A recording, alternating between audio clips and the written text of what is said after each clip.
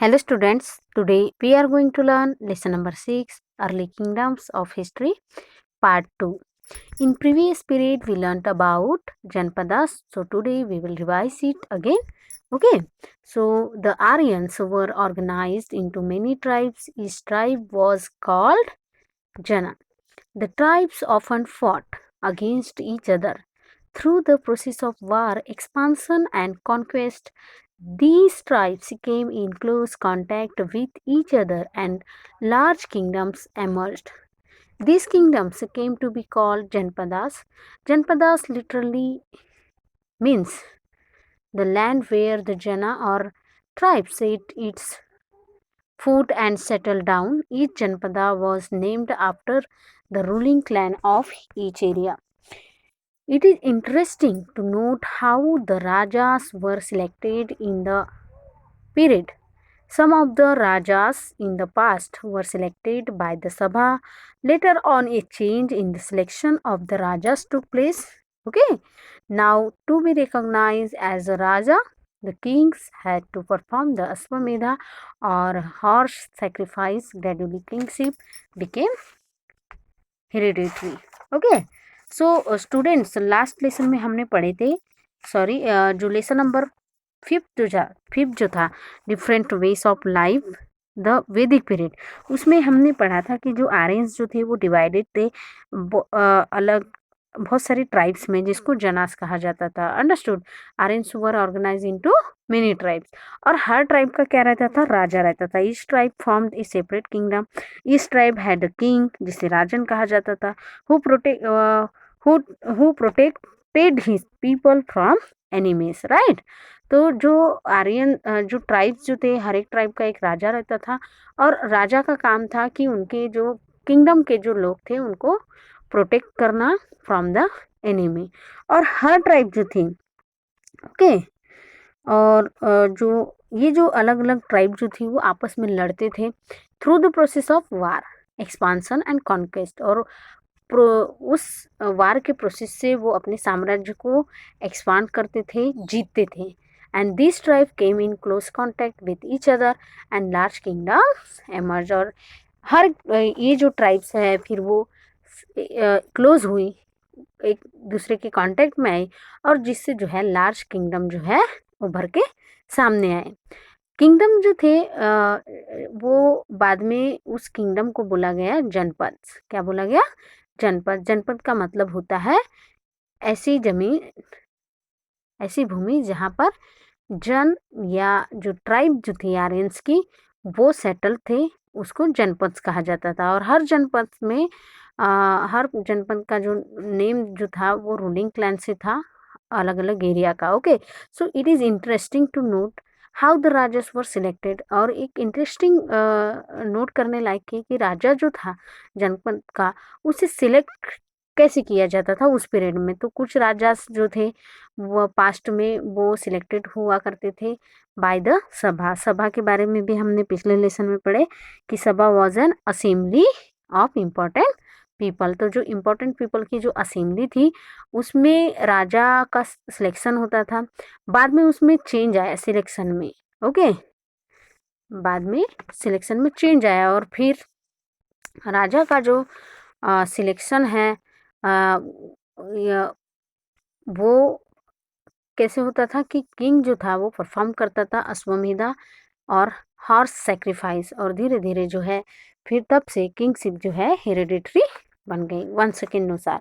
Okay, फिर हमने पढ़ा था अश्वमेधा यजना के बारे में. Okay, then we have learned about Ashvamedha yajna. So what was Ashvamedha yajna? Let's see again. A horse was let loose to wander freely, guarded by the Raja's soldiers. If the horse wandered into another kingdom and was stopped, the two rulers had to fight. If the horse was allowed to pass, it meant that the ruler accepted the power and might of the Raja who wanted to perform the yajna. After the return of the horse, the Raja performed yajna, where all those who accepted his sovereignty were invited. the horse was sacrificed. The Raja was accepted as supreme and gifts were given to him by other Rajas and the ordinary people.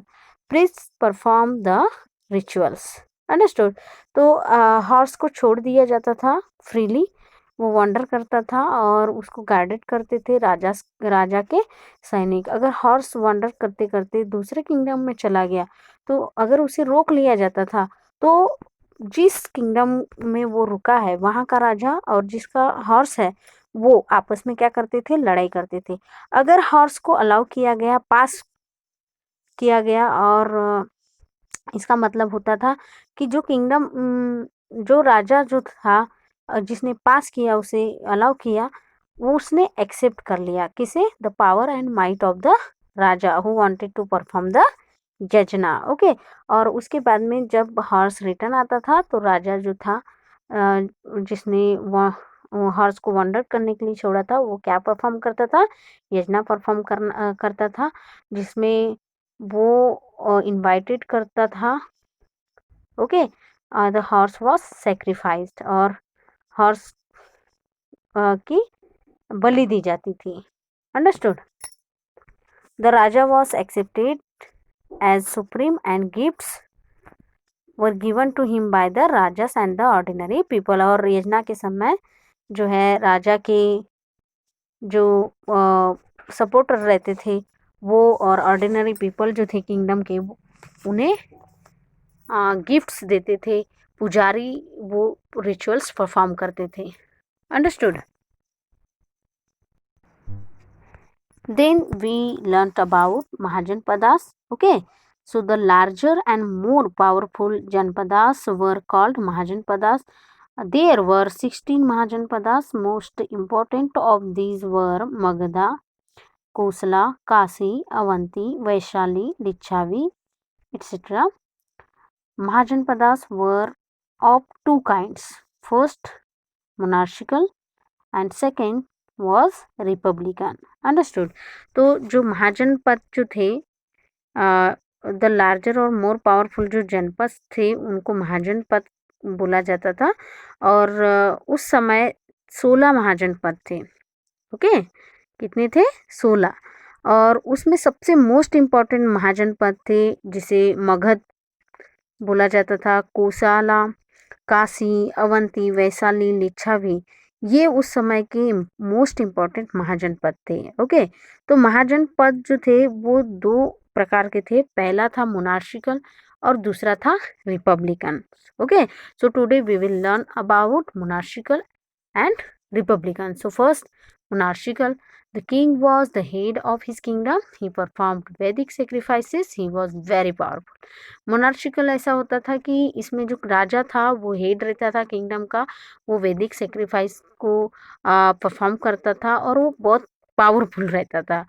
Then second जो था, second है republican. Okay, so republican, there was no king. It was ruled by a group of people elected by the common people. Decisions were taken by a simple majority and the system worked democratically. These Sakyas and the Lichavis were important Republican janapadas. Okay, तो republican में ऐसा होता था कि वहाँ Republican जो महाजनपद था वहाँ पर कोई भी राजा नहीं रहता था, वो रूल किया जाता था ग्रुप ऑफ पीपल से जो इलेक्टेड होते थे बाय द कॉमन पीपल, और वही लोग डिसीजन लेते थे by a simple majority. Okay, और वो सिस्टम से वर्क करते थे डेमोक्रेटिकली। और इसमें जैसे शक्य है एंड द लिच्छावीस जो थे ये मोस्ट रिपब्लिकन जनपदास थे। Understood?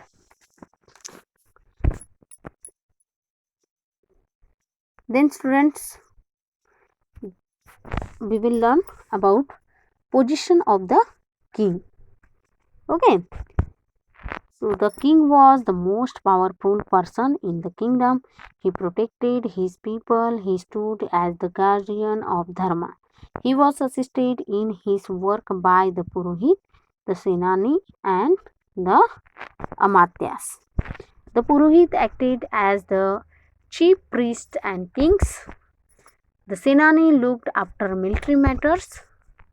The Amatyas looked after the administration, judiciary, and revenue collection. The taxes collected by the king were spent on maintaining his army and officers.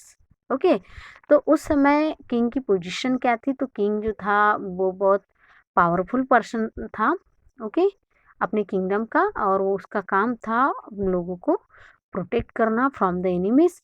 और वो खड़ा रहता था एज द गार्डियन ऑफ धर्म। Okay धर्म का जो गार्डियन के रूप में वो खड़ा रहता था, धर्मानुसार वो ट्रीट करता था लोगों को। He was assisted in his work by the purohit. और उस राजा के काम के लिए पुरोहित उसको असिस्टेड करता था, सेनानी उसे असिस्टेड करते थे और अमात्यास उसे असिस्टेड करते थे। तो पुरोहित जो था वो पुरोहित का काम था कि वो उस समय उस राजा के दरबार में चीफ प्रिस्ट रहता था। Okay the purohit acted as the chief priest and kings. Okay and senani looked after military matters. Senani का काम था कि जो राजा के किंगडम्स में जितने भी जैसे सैनिक है वो मैटर्स का देखभाल करना। And amatyas looked after the administration, judiciary and revenue collection. Amatyas जो है वो किंगडम के एडमिनिस्ट्रेशन को, न्यायपालिका को और जो रेवेन्यू कलेक्शन होता था उसकी देखभाल करता था। सो जो टैक्सेस जो कलेक्टेड किए जाते थे बाय द किंग वो स्पेंट किए जाते थे maintaining his army and officers. Understood? I hope you understood. Then